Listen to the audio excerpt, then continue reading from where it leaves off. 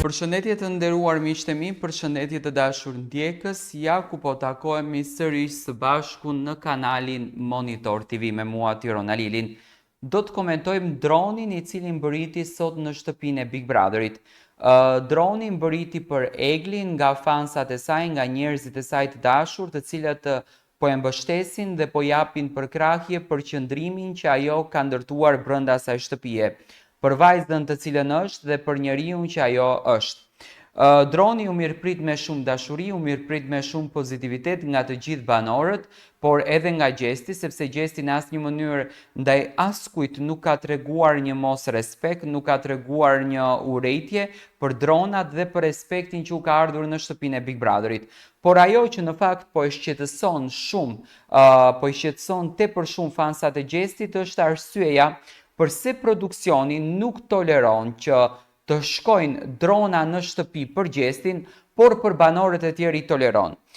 Po shikoj nga shumë fansat e gjestit të cilët po shkruajnë në rrjetet sociale përse nuk na tolerojnë të çojmë drona për gjestin. Tani, është pa drejtësi kur për një banor të tolerosh dhe për tjetër jo. Duhet ose për të gjithë banorët të tolerohen dronat brenda shtëpisë së Big Brotherit, ose për asnjë tjetër, sepse kështu mendoj që është një lloj padrejtësie dhe është një lloj dhimbje shpirtërore, se tani Egli, plus që ka qenë jashtë shtëpisë së Big Brotherit dhe ka super informacione të freskëta se çfarë po ndodhen me lojën, kë e duan më shumë, kë e duan më pak, si duhet të sillet, me kë duhet të qëndron, kush është më i suportuar, kush ka më shumë followers, kush ka më pak followers, kush ka më shumë lajka, kush ka më pak, do të thënë ka komplet një fotografi të gjithçka që po ndodhen jashtë shtëpisë së Big Brotherit. Por njëkohësisht gjesti nuk ka asnjë lloj informacioni të asaj që po ndodhen.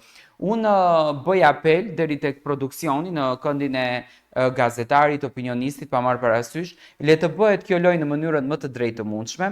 Nëse tolerohet droni për Danjën, për Eglin, me shkrime, me shkronja nga më të mëdha, me figura nga më të bukura, le të lejohet ashtu edhe për gjestin. Tani, nuk ka faj gjesti që publiku e do shumë, nuk ka faj gjesti që ka krijuar një popularitet kaq të madh, nuk ka faj gjesti që publiku e do për njeriun që është, e do për gjestet e tia, e do për natyrën që ka.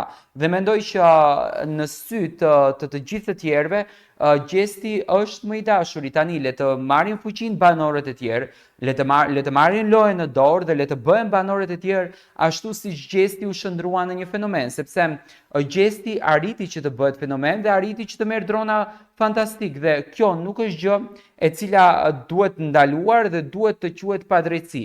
Tani Egli u kënaq, e shijoi, respektojnë fansat e Eglit në këtë mënyrë, ndërsa fansat e gjestit ndalohen që të çojnë drona dhe kjo nuk është në rregull. Mendoj që drona duhet të shkojnë për të gjithë banorët njësoj dhe për të gjithë banorët duhet të tolerohen. Tashi, askush nuk ka faj që gjesti ka 10 drona në ditë, por askush nuk ka faj që edhe Egli mund të ketë 5 drona në ditë, por askush nuk ka faj që për shembull Aldo nuk ka asnjë dron. Unë mendoj që dronat shkojnë sipas dashurisë, respektit dhe popularitetit që ti do krijosh si banor. Dhe në këtë rast gjesti ka krijuar një super ambient të bukur dhe shqiptarët e duan dhe normalisht që duan të dërgojnë drona, ta respektojnë këtë djalë. Nuk e di nëse edhe ju jeni të mendimit tim. Ndërsa mund të ketë edhe të tjerë që mund të thonë Tiron pse po xhelozon për dronin e Eglit, në asnjë mënyrë nuk xhelozoj.